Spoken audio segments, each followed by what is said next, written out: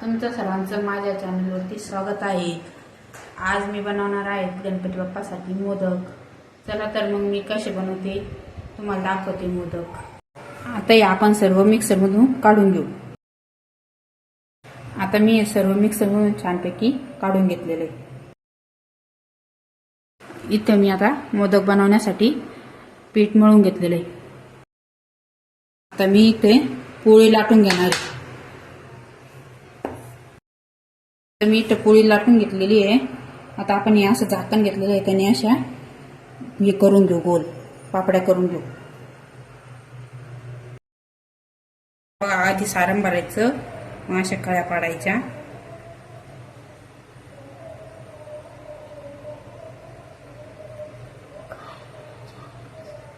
असं केलं का मग असं खाली ठेवायचं आणि असं जवळ करायचं,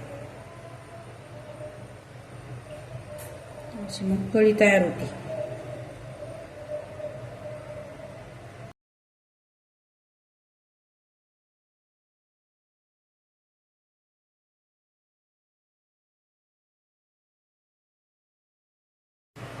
आता मी हे सर्व मोदक बनवून घेतलेले आहे। आता आपण हे तळून घेऊ। आता इकडे गॅस चालू करते, मी कढई ठेवते। कढईमध्ये तळायला तेल टाकते।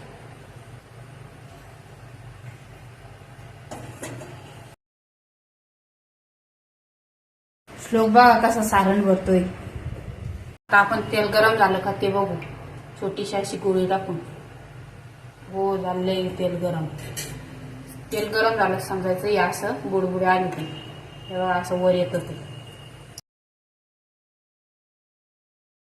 तळून घ्यायची, गॅस थोडा कमीच ठेवायचा, मग छान तळलं जातं। आता अशी छान तळून झाले आहे, आपण आता काढून घेऊ।